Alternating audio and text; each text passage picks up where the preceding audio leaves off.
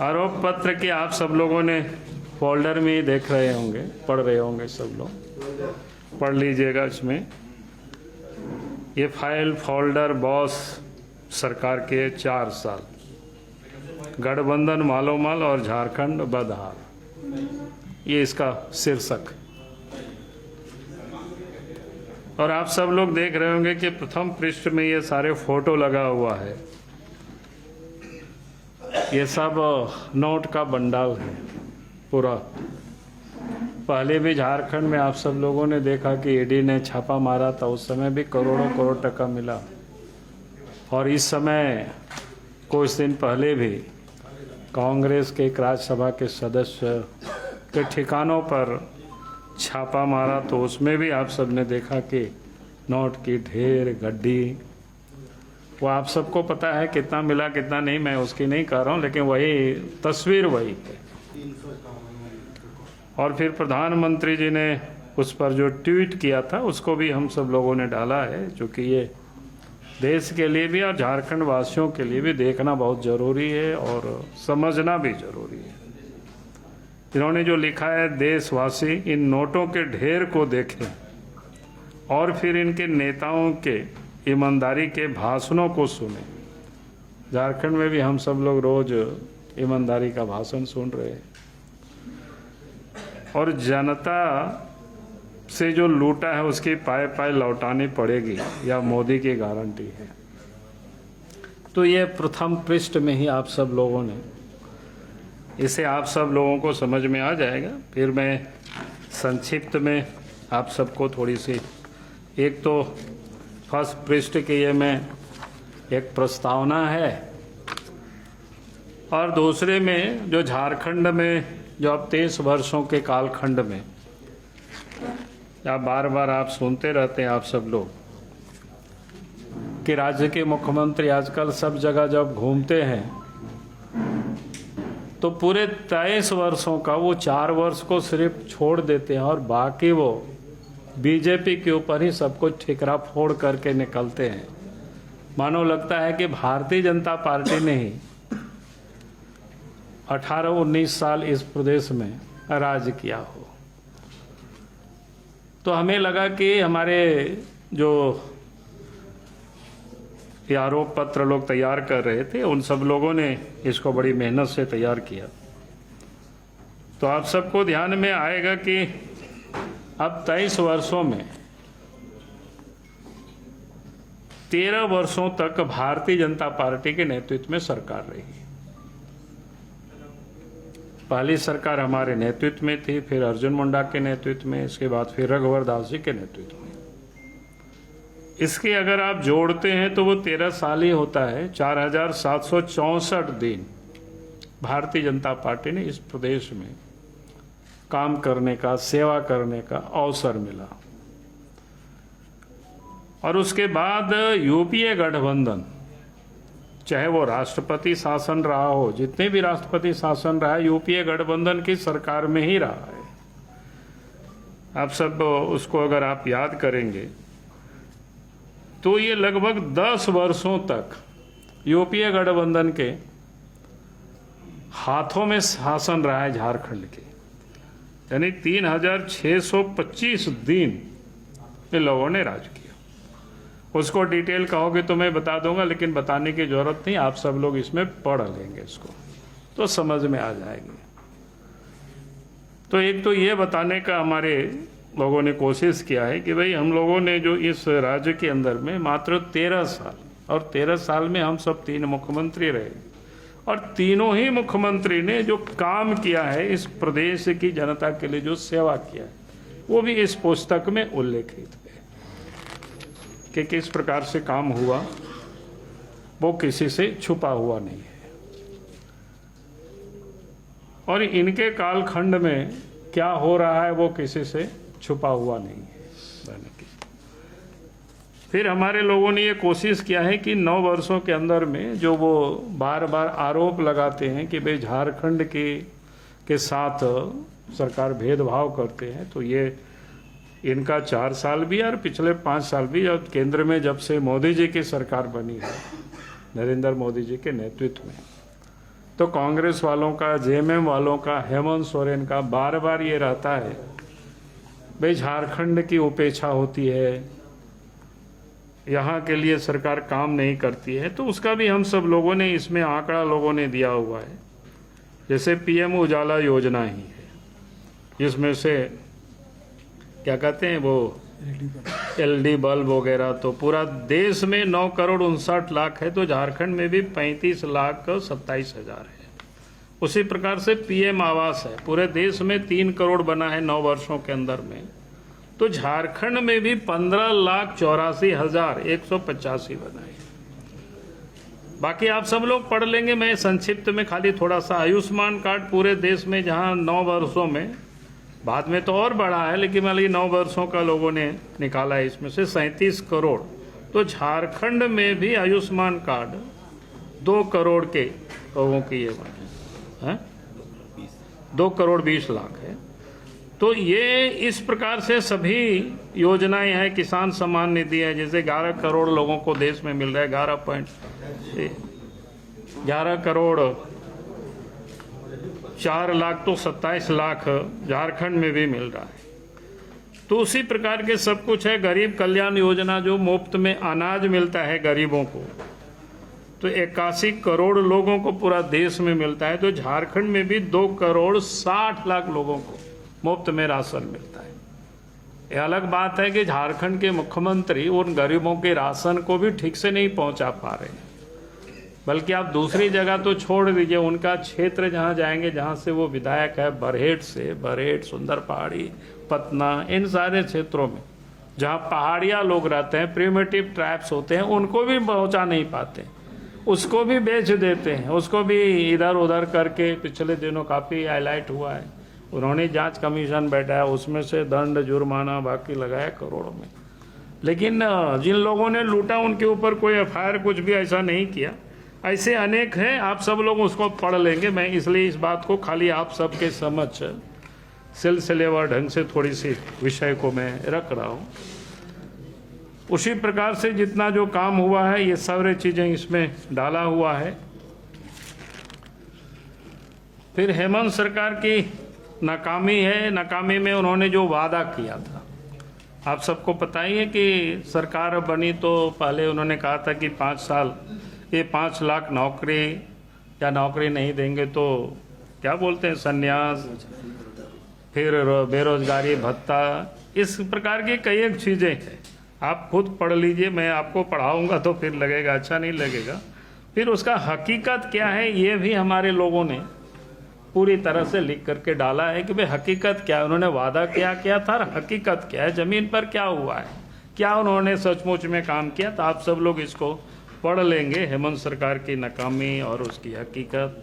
महिलाओं के लिए उन्होंने क्या वादा किया और उन्होंने क्या किया, वो आप सबको पता है, उन्होंने किस प्रकार से क्या क्या वादा किया था। फिर आदिवासियों के लिए भी उन्होंने जो वादा किया था, वादा के बाद उन्होंने क्या है हकीकत आज राज्य की, वो आप सबके सामने है। फिर उसी प्रकार से ये सारी चीजें हैं। फिर भ्रष्टाचार तो इस झारखंड में आज पूरा प्रदेश में अगर कहीं कि भ्रष्टाचार की चर्चा होती है तो वो झारखंड की चर्चा है। आज पूरे राज्य नहीं, पूरे देश में उसकी चर्चा है। अब पूरे 4 वर्षों तक आप देखें तो सरकार ने कोई लीगल काम नहीं किया, सब इलीगल काम ही किया। चाहे वो बालू का हो, नदी नालों से बालू की उठाव हो, ऑक्शन नहीं हुआ, विदाउट ऑक्शन के ही सारे बालू को यहाँ से वहाँ पार करवा दिया। बिहार को गया, यूपी को गया, खूब उसमें से टका कमाया, वो किसी से चुका हुआ नहीं है। कोयला का भी उस प्रकार की इलीगल उत्खनन हुआ, पत्थर की खदान के भी इलीगल उत्खनन हुआ। साहेबगंज की घटना आप सबको पता है, सीबीआई की जांच वहाँ चल रही है। अगर हम ऊपर की बातों को छोड़ भी दे तो नीचे भी, चाहे ब्लॉक हो, अंचल हो, थाना हो, जहां आम लोगों को काम पड़ता है, उन सारे दफ्तरों में आज के तारीख में भ्रष्टाचार व्याप्त है। नहीं, बिना पैसा से कोई काम नहीं होता है, लोग बिल्कुल परेशान है। ये राज्य की हालत है भ्रष्टाचार की, और उसका मुख्य कारण यह है कि राज्य के मुख्यमंत्री ही खुद उन भ्रष्टाचारियों को बचाने के लिए, आप सबने देखा होगा सुप्रीम कोर्ट से महंगी महंगी लॉयरों को ला करके हाई कोर्ट सुप्रीम कोर्ट तक दौड़ लगाते हैं। रोकवाने के लिए जितने भी प्रयास करना वो सब हथकंडे अपनाते हैं। ईडी वालों ने कई नोटिस भेजे, उनको लिख करके दिया अमुक अमुक भ्रष्ट लोगों के ऊपर एफआईआर करे, लेकिन आज भी उन सारे फाइल हेमंत सोरेन के आलमीरा में पड़ा हुआ है, रखे हुए हैं, एफआईआर ही नहीं कर रहे हैं। तो जब भ्रष्ट अफसरों को बचाने में खुद मुख्यमंत्री लगे हो तो फिर भ्रष्टाचार कैसे समाप्त होगा। और दूसरी तरफ आपने देखा कि ईडी ने मुख्यमंत्री को ही कितना 6 नोटिस दे चुका, और 6 नोटिस देने के बाद में मुख्यमंत्री हाजिर नहीं हो रहे हैं, शामिल नहीं हो रहे हैं, तो ये बिल्कुल स्पष्ट है। एक और जहां वो कहता है कि हम डरते नहीं हैं, तो फिर भागते क्यों हैं। अगर वो गड़बड़ किए नहीं होते तो सीना तान करके आप देखते वो चले जाते हैं दफ्तर में, लेकिन उनको पता है कि जिन कारणों से उनको नोटिस कर रहा होगा, तो उनको अच्छी तरह से मुख्यमंत्री को पता है कि उनके पास कोई जवाब नहीं होगा, इतनी उन्होंने गड़बड़ किए होंगे, तो इसलिए वो भागे फिर रहे हैं। तो राज्य के अगर मुख्यमंत्री ही भ्रष्टाचारियों को बचावे, खुद भ्रष्टाचार में लिप्त हो, तो फिर भ्रष्टाचार कैसे समाप्त हो सकता है। ये राज्य की हालत है। तो इसलिए भ्रष्टाचार पर हमारे लोगों ने पूरी तरह से इस पर प्रकाश डाला है। आप सब लोग इसको अच्छे ढंग से पढ़िएगा तो आपको भी समझ में आएगा। और उसके बाद कानून व्यवस्था, कानून व्यवस्था जो कि सरकार का वो प्राइम पहला काम है।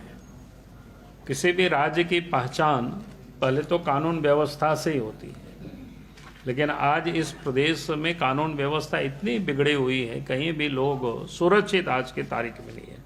चोरी, डकैती, हत्या, अपहरण, ये सब बिल्कुल आम बात हो गई है। बहु बेटियां भी सुरक्षित नहीं है। अब तो स्थिति क्या है कि एक शहर जहां धनबाद आप जाएंगे, वहाँ तो छोटे छोटे उद्यमी भी, व्यवसाय भी, उनके नोटी क्या कहते हैं, व्हाट्सएप पर कॉल किया जाता है, वीडियो कॉल किया जाता है, मैसेज भेजा जाता है। अब तो डर से पुलिस को भी लोग मैसेज नहीं दिखाते। हमें तो ऐसा भी लोग बताया कि जब पुलिस को बताया गया तो पहले जिनके विरोध में मामला तो उनको गया तो, और उनको पहले पता चल गया, यानी वहां से उनका तक यहाँ तक खबर पहुंच जाता है। तो ये हालत है। कई एक धरना प्रदर्शन हुआ, 2 बार तो मैं खुद ही गया हूँ धनबाद में। तो आप सब यानी इस राज्य में जो कानून व्यवस्था की स्थिति है पूरी तरह से बद से बदतर हो गई। कहीं भी कोई आम लोग सुरक्षित नहीं है। उग्रवाद के मोर्चे पर भी जो समझ रहे थे कि जब बीजेपी की सरकार थी रघुवर दास जी के नेतृत्व में, लगता था कि वो समाप्त हो गया, लेकिन आज भी पलामू के कुछ हिस्सों में आप आए दिन देखते होंगे घटनाएं। रोड बनाने वाली मशीन को जला देते हैं खुलेआम। फिर आप पलामू के जंगलों में कुछ पार्ट तो ऐसा है कि हमारे जैसे लोग भी जाते हैं तो पुलिस रास्ते में रोक देते हैं कि नहीं, उधर नहीं जाना चाहिए, स्थिति बड़ी भयावह है, खराब है। ये आप समझ सकते हो राज्य की क्या स्थिति है। तो हमें लगता है कि झारखंड सरकार की वो प्रायोरिटी में नहीं है हेमंत सोरेन के कामों में कि भाई हमको कानून व्यवस्था भी ठीक करना है। उनकी प्रायोरिटी में क्या है, भ्रष्टाचारियों को बचाना, भ्रष्ट अफसर को बचाना, दलाल को बचाना, बिचौलियों को बचाना और पैसा कमाना, ये उनके प्रायोरिटी में है। और इस कारण से ये भ्रष्टाचार और विधि व्यवस्था, ये कानून व्यवस्था पूरी तरह से लाचार है। फिर आप झारखंड में जो तुष्टीकरण की राजनीति जब से हेमंत सोरेन की सरकार बनी है तब से ये प्रारंभ हुआ है। उसकी कई एक ऐसी घटनाएं हैं, चाहे लोहरदगा की घटना इनके सरकार बनते ही वहाँ घटना हुई थी, बड़ी घटना हुई थी, उसके बाद कोई वैसा कार्रवाई नहीं हुई। जिन लोगों की जान में जब नुकसान हुआ उन लोगों के भी कोई भरपाई नहीं हुई। थोड़ा सा एक दिन मैंने अखबार में देखा, कुछ एक मैंने क्या बोलते हैं, ऊँट के मुंह में जीरा, जिसको इतना नुकसान हुआ कार्रवाई। फिर रांची के सड़कों पर किस प्रकार से जुलूस निकला, मंदिरों को तोड़ा, ये मैंने मूर्ति को भंग किया गया, जो हम सब लोगों ने देखा, जिसका कोई कारण नहीं था। पुलिस के गोली से मारे गए। उसके बाद सरकार के बड़ी हजला हुज्जत करने के बाद भी कोई कमेटी बनी, लेकिन आज तक उस पर कोई कार्रवाई नहीं, कोई रिपोर्ट ही नहीं आई। विधानसभा के भवन में आप सब ने देखा कि हाज हाउस वाला मामला भी किसी से छुपा हुआ नहीं है। हम सब ने अंदर बाहर सब जगह आंदोलन किया, कमेटी भी बना दिया विधानसभा अध्यक्ष ने। अब तो साल गुजर गए, लेकिन तब भी उस पर कोई निर्णय नहीं आया। तो आप समझ सकते हो किस प्रकार से वर्ग विशेष को खुश करने के लिए तरह तरह के हथकंडे अपनाना, उर्दू कहने मुस्लिम बहुल क्षेत्रों में सामान्य विद्यालयों को भी उर्दू स्कूल कर देना या फ्राइडे को छुट्टी करवाना, इस प्रकार की कई शिकायतें आई। वो किसी से छुपा हुआ नहीं, आप सबको ध्यान में है, अखबारों में काफी छापा, लेकिन कभी उस पर कोई सरकार ने कार्रवाई नहीं की। फिर झारखंड में एक जो कन्वर्सन का एक बड़ा खेल चलता है। कानून में यह प्रावधान निश्चित रूप से है कि भाई कोई भी अपनी स्वेच्छा से किसी भी मत पंथ को वो मान सकते हैं, लेकिन जोर जबरदस्ती इस राज्य में इस प्रकार की आए दिन शिकायतें होती रहती है। कल भी मेरे पास एक शिकायत आया पाकुड़ से, एक मेरे पास आवेदन अभी भी मेरे बैग में पड़ा हुआ है। एक पहाड़िया लड़के थे, उसी गांव में, मुस्लिम गांव भी वहां पर है, आबादी रहती है, तो उसको पकड़ करके उसको शादी भी करवाया, जबरदस्ती निकाह भी करवाया। फिर उन्होंने हमें लिख करके भेजा है कि भाई हमसे जबरदस्ती कहता है कि यह मांस खाओ जो प्रतिबंधित है। अब उन लोगों के घर से तो भाग के आया, एसपी को लिख करके 26 तारीख को दिया है, पाकुड़ के एसपी को, प्रिमिटिव टाइप से। लेकिन आज भी मैं सवेरे जब आ रहा था तो मैंने उस व्यक्ति से बात की, हमने पूछा कि भाई अभी तक एफआईआर हुआ कि नहीं हुआ है, तो बोला कि नहीं अभी तक नहीं हुआ है। तो मैं एक उदाहरण सिर्फ मैं आप सब लोगों को बता रहा था किस प्रकार से धर्मांतरण का जो खेल चल रहा है, जोर जबरदस्ती।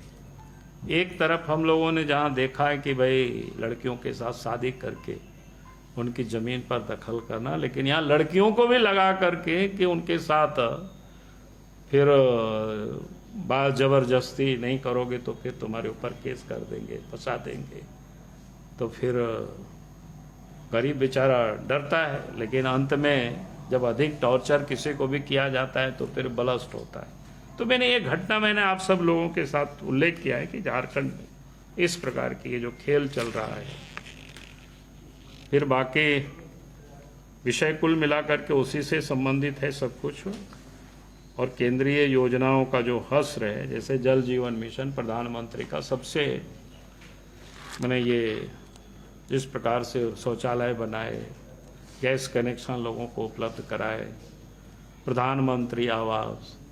देखिए प्रधानमंत्री का योजना है कि भाई हमारी जो स्वास्थ्य जब बिगड़ता है तो उसका एक कारण भी होता है शुद्ध पेयजल का ना होना।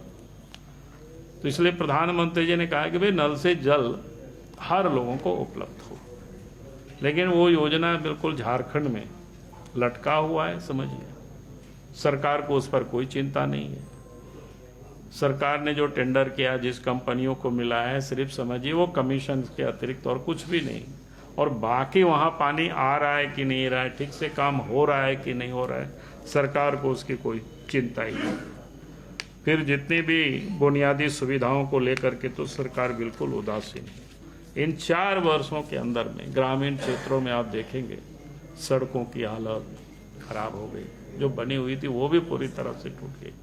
सरकार को उसकी कोई चिंता नहीं। जितनी भी जो विद्यालय वगैरह की जितना शिक्षकों की कमी है, बहालियां नहीं हो रही है, विद्यालय भी कई जगह पर जर्जर हो गए कि भाई इन 4 वर्षों में सरकार ने जो बुनियादी सुविधाओं को जो ठीक करने के लिए जो काम होना चाहिए था वो बिल्कुल नहीं।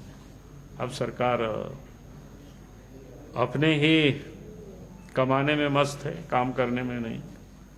तो कुल मिलाकर के मैंने आपके समक्ष बिल्कुल संक्षिप्त में आप सबके समझ, चूँकि आपके पास ये पुस्तक पहुंच गया है, हम जरूर आप सब लोगों से निवेदन करेंगे।